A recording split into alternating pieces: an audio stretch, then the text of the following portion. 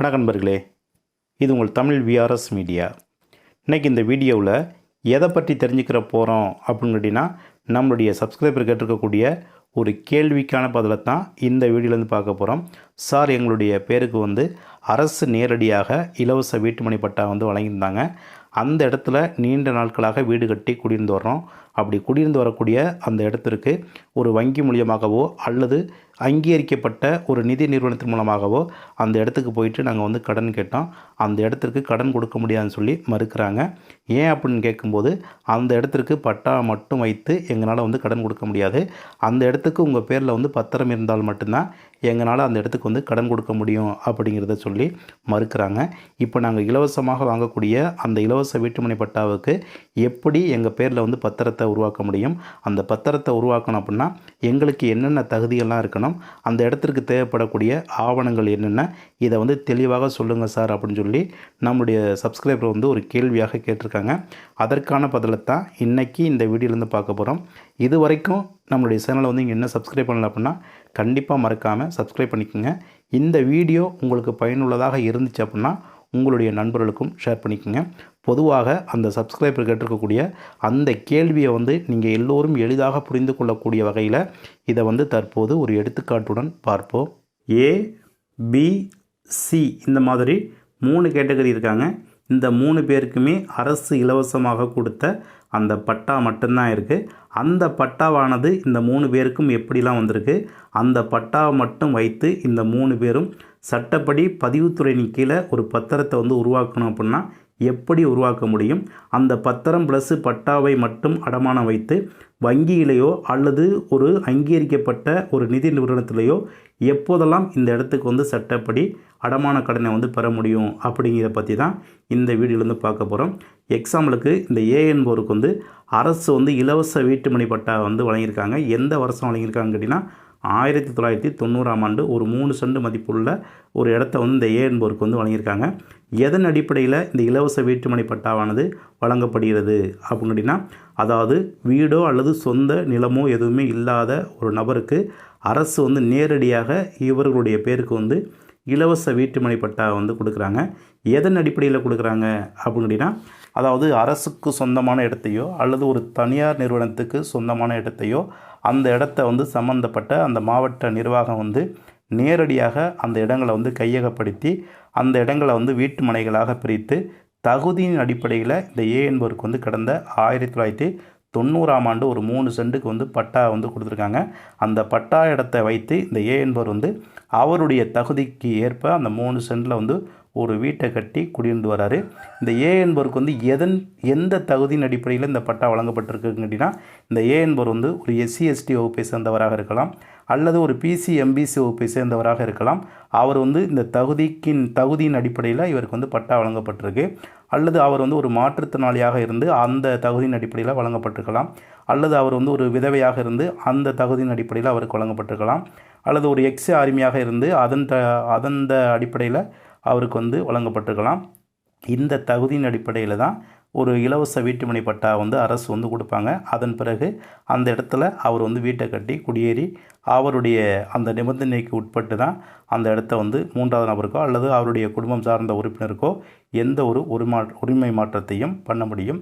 இது ஏ என்பவருக்கான ஒரு எக்ஸாம்பிள். இது முழுக்க முழுக்க அரசு இலவச வீட்டுமனை இடத்த மட்டும் கொடுத்துருக்காங்க. அந்த இடத்துல ஏ என்பவர் வீட்டை கட்டி குடியிருந்து வராரு. அந்த பட்டாவில் சொல்லியிருக்கக்கூடிய அந்த கண்டிஷனுக்கு உட்பட்டு தான் இந்த ஏ என்பவர் அந்த சொத்தை 3வது நபருக்கோ அல்லது அவருடைய குடும்பம் சார்ந்த உறுப்பினருக்கோ எந்த ஒரு பத்திரத்தையும் உருவாக்க முடியும். அதே மாதிரி 3வது நபருக்கு விற்பனை செய்ய முடியும். எக்ஸாம்பிளுக்கு இந்த ஏ என்பவருக்கு 90ஆம் ஆண்டு இந்த பட்டா கொடுக்கப்பட்டது அப்படின்னா குறைந்தது ஒரு 10லேருந்து 20 ஆண்டுக்கு பிறகு தான் அந்த சொத்தை விற்பனை செய்ய முடியும் அப்படிங்கிற மாதிரி அந்த பட்டாவில் சொல்லியிருப்பாங்க. அதே மாதிரி எந்த நோக்கத்துக்காக கொடுக்கப்பட்டதோ அந்த நோக்கத்துக்கு மட்டும்தான் இந்த இடத்த பயன்படுத்தணும். அதே மாதிரி எந்த வகுப்புக்கு கொடுக்கப்பட்டதோ அதே வகுப்பு நபருக்கு தான் அந்த சொத்தை விற்கிறதா இருந்தாலும் விற்க முடியும் அப்படிங்கிற மாதிரி சில கண்டிஷனை போட்டு கொடுத்துருப்பாங்க. ஒருவேளை அந்த நிபந்தனைக்கு உட்பட்டு நீங்கள் அந்த இடத்த 3வது நபருக்கு விற்பனை செய்ய போகிறீங்க அல்லது உங்களுடைய குடும்பம் சார்ந்த உறுப்பினர்களை தான செட்டில்மெண்ட்டோ அல்லது உங்களுடைய பேரில் ஒரு பத்திரத்தை கிரியேட் பண்ண போகிறீங்க அப்படின்னா சம்மந்தப்பட்ட அந்த தாசில்தார்ட்டையோ அல்லது சம்மந்தப்பட்ட மாவட்ட நிர்வாகத்திட்ட இந்த பட்டாவை கொண்டு போய் காமித்து இந்த நிபந்தனைகள்லாம் நான் வந்து நிறைவேற்றிட்டேன், இந்த இடத்த வந்து என்னுடைய சொந்த தேவைக்காகவோ அல்லது ஏதோ ஒரு தவிர்க்க முடியாத ஒரு காரணத்துக்காக இந்த இடத்த வந்து 3வது நபருக்கு வந்து விற்க போகிறேன், இல்லை என்னுடைய குடும்பம் சார்ந்த உறுப்பினருக்கு ஒரு தான செட்மெண்ட்டாகவோ அல்லது உயிலாகவோ நான் வந்து சட்டப்படி எழுதி வைக்க போகிறேன், அதை வந்து நான் வந்து சட்டப்படி பதிவு செய்யணும் அப்படின்னா சம்மந்தப்பட்ட அந்த மாவட்ட நிர்வாகத்திட்ட போயிட்டு ஒரு என்ஓசி லெட்டர் வாங்கினால் மட்டும்தான் இந்த ஏ என்பவர் வந்து அவருடைய பேர்லேயோ அல்லது அவருடைய குடும்பம் சார்ந்த உறுப்பினர் பேர்லேயோ ஒரு பத்திரத்தை வந்து சட்டப்படி எழுத முடியும்.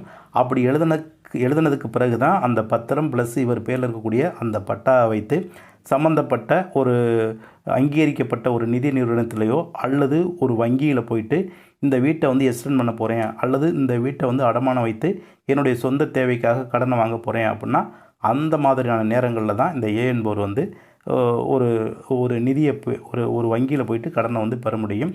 அவருக்கு வழங்கப்பட்ட இலவச வீட்டுமனை பட்டா மட்டும் வைத்து வங்கியிலேயோ அல்லது அங்கீகரிக்கப்பட்ட ஒரு நிதி நிறுவனத்தில் போயிட்டு இவர் வந்து எக்காரணத்தை கொண்டும் கடனை வந்து பெற முடியாது. அவருடைய பெயரில் வந்து பத்திரம் போட்டிருக்கணும், இல்லை அப்படின்னா அவருடைய குடும்ப உறுப்பினருக்கு இந்த சொத்தை வந்து மாற்றி அவர்கள் பெயரில் வந்து பட்டா பத்திரம் இருந்தால் மட்டும்தான் இந்த ஏ என்பவர் வந்து அந்த இடத்துக்கு வந்து ஒரு அடமான கடனை வந்து கண்டிப்பாக பெற முடியும். இது ஏ என்பவருக்கான எக்ஸாம்பிள்.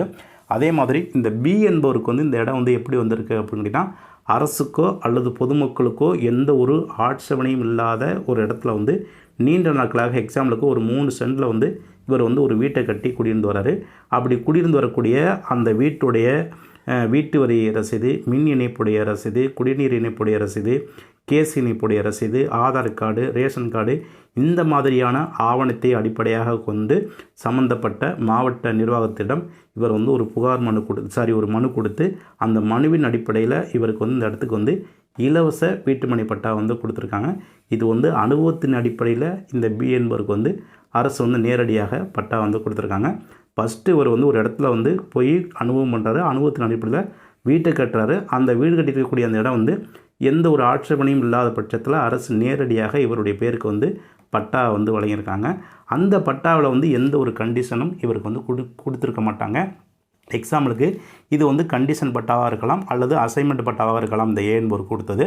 ஆனால் பி என்பவருக்கு வந்து முழுக்க அனுபவ பட்டா, இந்த அனுபவ பட்டாவில் வந்து எந்த ஒரு கண்டிஷனும் கொடுத்துருக்க மாட்டாங்க. அப்படி கண்டிஷன் கொடுக்கப்படாத அந்த பட்டா வந்ததுக்கு பிறகு இந்த பி என்பவர் வந்து சட்டப்படி அவருடைய பேரிலோ அல்லது அவருடைய குடும்பம் சார்ந்த உறுப்பினர் பேரிலோ ஒரு பத்திரத்தை வந்து சட்டப்படி இவரால் வந்து கிரியேட் பண்ண முடியும். அதுக்கு வந்து எந்த ஒரு நிபந்தனையும் இல்லை, எந்த ஒரு தடையும் இல்லை. இவர் போயிட்டு யார்ட்டையும் என்ஓசியோ அல்லது முன் அனுமதியோ வாங்கணும்னு தேவையில்லை. இவர் முழுக்க அனுபவத்தை மட்டும் அடிப்படையாக வைத்து பட்டா வாங்கி அதில் வந்து வீட்டை வந்து கட்டி வாழ்ந்து வராரு. இவருக்கு வந்து அரசு வந்து எந்த ஒரு ஆட்சேபனையும் தெரிவிக்காது. இவர் இந்த இடத்துக்கு வந்து ஒரு கடனை பெறணும் அல்லது அடமான கடனை பெறணும் அப்படின்னா இவர் பேரில் இருக்கக்கூடிய பட்டாவை மட்டும் வைத்து இவர் பேருக்கு வந்து சட்டப்படி பதிவுத்துறையின் கீழே பத்திரத்தை வந்து உருவாக்கலாம். அல்லது இவருடைய குடும்பம் சார்ந்த உறுப்பினருக்கு பேரில் வந்து ஒரு தான செட்மெண்ட்டோ அல்லது உயிலாக எழுதி வைக்க இவருக்கு சட்டப்படி அதிகாரம் இருக்குது. இவருக்கு பட்டா பெற்ற அடுத்த நாளே இவர் வந்து இந்த மாதிரியான பரிமாற்றத்தை வந்து செய்து வைக்கலாம். இவருக்கு வந்து எந்த ஒரு தடையும் இருக்காது. இது வந்து பி என்பவருக்கான ஒரு எடுத்துக்காட்டு. அதே மாதிரி இந்த சி என்பவர் வந்து ஒரு இலவச வீட்டையோ அல்லது ஒரு காலனி வீட்டையோ வச்சுருக்காரு அப்படின்னா இந்த சி என்பவருக்கு வந்து எப்படி கொடுத்துருப்பாங்க அப்படின்னா, அரசு வந்து நேரடியாக அரசுக்கு சொந்தமான இடத்தையோ அல்லது ஒரு தனியார் நிறுவனத்துக்கு சொந்தமான இடத்தையோ அதை வந்து வீட்டு மனைகளாக பிரித்து அதில் வந்து அரசு நேரடியாக வீட்டை கட்டி தகுதியின் அடிப்படையில் இந்த சி என்பவருக்கு வந்து அந்த வீட்டை வந்து கொடுத்துருப்பாங்க. அப்படி கொடுக்கப்பட்ட அந்த வீட்டுக்கு சி என்பவர்கிட்ட வந்து பட்டா மட்டும்தான் இருக்கும். அந்த பட்டாவில் வந்து சில கண்டிஷனை வந்து கொடுத்துருப்பாங்க. என்ன மாதிரியான கண்டிஷன்லாம் இருக்கும் அப்படின்னா, இந்த வீட்டில் வந்து குறைந்தது இந்த ஆண்டுகள் வரை நீங்கள் வந்து குடியிருக்க வேண்டும். இந்த ஆண்டுக்கு பிறகு தான் நீங்கள் வந்து அந்த வீட்டையோ அல்லது அந்த இடத்தையோ 3வது நபருக்கோ அல்லது உங்களுடைய பேர்லையோ எந்த ஒரு உரிமை மாற்றத்தையும் பண்ண முடியும். குறிப்பிட்ட வகுப்பை சேர்ந்தவர்கள் மட்டும்தான் அந்த வீட்டை வந்து வாங்க முடியும். அதே மாதிரி என்ன நோக்கத்திற்காக இந்த வீடு வழங்கப்பட்டதோ அதற்கு மட்டும்தான் பயன்படுத்த முடியும் அப்படிங்கிற மாதிரி அந்த பட்டாவில் வந்து கண்டிஷன் வந்து கொடுத்துருப்பாங்க. எக்ஸாம்பிளுக்கு இந்த மாதிரி சி என்பவருக்கு வந்து வீட்டை வந்து கடந்த 1985 வந்து கொடுத்துருக்காங்க. ஒரு 3 சென்டில் வந்து அந்த வீட்டை வந்து அரசு கட்டி கொடுத்துருக்காங்க. இவருக்கு என்ன தகுதிகள் இருந்திருந்தால் அந்த வீட்டை வந்து இவர் வாங்கியிருக்க முடியும் அப்படின்னா, குறிப்பாக பெரும்பாலும் SC ST வகுப்பை சேர்ந்தவர்களுக்கு தான் இந்த மாதிரி காலனி வீடோ அல்லது ஒரு இலவச வீடோ வந்து அரசு வந்து கட்டி கொடுக்குறாங்க. தற்போது வந்து இந்த பசுமை வீடு, கலைஞர் வீடு இந்த மாதிரிலாம் அரசு வந்து எல்லா வகுப்பை சேர்ந்தவர்களுக்கும் கொடுக்குறாங்க. அது குறிப்பாக தகுதியின் அடிப்படையில் கொடுக்குறாங்க. குறிப்பாக ஒரு மாற்றுத்திறனாளியாக இருக்கலாம், அல்லது ஒரு விதவையாக இருக்கலாம், அல்லது வறுமை கோட்டிற்கு கீழே இருக்கக்கூடிய நபராக இருக்கலாம். இந்த மாதிரி தகுதியின் அடிப்படையில் அரசு வந்து நேரடியாக ஒரு வீட்டை வந்து அலாட் பண்ணி அவர்களுக்கு வந்து கொடுத்துருப்பாங்க. அப்படி கொடுக்கப்பட்ட அந்த வீட்டுக்கு வந்து பட்டா மட்டும்தான் இருக்கும். அந்த பட்டா வைத்து இவர் வந்து வங்கியில் போய் கடன் வாங்கணும் அப்படின்னா கண்டிப்பாக கடன் கொடுக்க மாட்டாங்க. அந்த இடத்துக்கு வந்து பத்திரம் இருந்தால்தான் அவர் பேருக்கு வந்து கடன் வந்து கொடுப்பாங்க. அப்படி இந்த சி என்பவர் வந்து அவர் பேரில் வந்து பத்திரத்தை உருவாக்கணும் அப்படின்னா இந்த அரசு சொல்லியிருக்கக்கூடிய அந்த கண்டிஷனுக்கு உட்பட்டு தான் அவர் வந்து அவர் பேர்லேயோ அல்லது அவருடைய குடும்பம் சார்ந்த உறுப்பினருக்கு பேர்லேயோ ஒரு பத்திரத்தை வந்து உருவாக்க முடியும். குறிப்பாக 10 ஆண்டுகளுக்கு மேலே அவர் வந்து அந்த வீட்டில் வந்து குடியிருந்திருக்கணும்.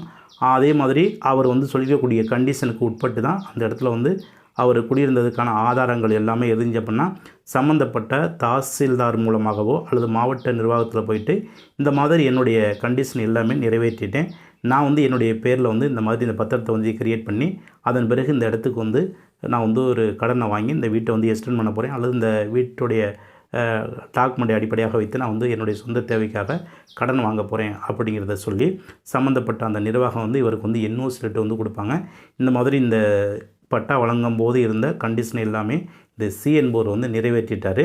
அவருக்கு வந்து இந்த பத்திரம் வழங்குவதில் எந்த ஒரு தடையும் இல்லை அப்படிங்கிற மாதிரி சொல்லி என்ஓசி லெட்டர் வந்து இவருக்கு கொடுத்துருந்தால் மட்டும்தான் அதை வைத்து சம்மந்தப்பட்ட பதிவுத்துறையில் போயிட்டு சி என்பவர் வந்து அவர் பேரில் வந்து பத்திரத்தை பண்ண முடியும். இப்போ நம்ம பார்த்த இந்த வீடியோ மூலியமாக நம்ம எல்லோரும் தெரிந்து கொள்ள வேண்டிய ஒரு பொதுவான தகவல் என்ன அப்படின்னா, அரசு கொடுக்கக்கூடிய இலவச வீட்டுமனை பட்டாவாக இருந்தாலும் சரி, அல்லது அனுபவத்தின் அடிப்படையில் நீங்கள் அந்த இடத்துக்கு பட்டா வாங்கியிருந்தாலும் சரி, அல்லது அரசு உங்களுக்கு வந்து இலவச வீடோ அல்லது காலனி வீடுகளோ கொடுத்துருந்தாங்க அப்படின்னா அந்த பட்டாவில் சொல்லியிருக்கக்கூடிய அந்த நிபந்தனைகளுக்கு உட்பட்டு தான் உங்களுடைய சொத்தை வந்து உங்களுடைய பேர்லேயோ அல்லது உங்களுடைய குடும்பம் சார்ந்த உறுப்பினர் பேர்லேயோ இந்த பதிவுத்துறை சார்ந்த ஆவணமாக இருக்கக்கூடிய பத்திரத்தை வந்து உருவாக்க முடியும். இல்லை அப்படின்னா கண்டிப்பாக உருவாக்க முடியாது. இப்போ நம்ம பார்த்த இந்த வீடியோவில் உங்களுக்கு ஏதாவது சந்தேகம் இருந்தாலும் சரி, அல்லது நான் சொன்ன இந்த தகவல்களில் ஏதாவது தவறுகள் இருக்குது அப்படிங்கிற பட்சத்தில் இந்த ஸ்க்ரீனில் தெரியக்கூடிய காண்டாக்ட் நம்பருக்கு வந்து காண்டாக்ட் பண்ணுங்கள். இது போன்ற இன்னொரு நல்ல வீடியோவோட சந்திப்போம். நன்றி, வணக்கம்.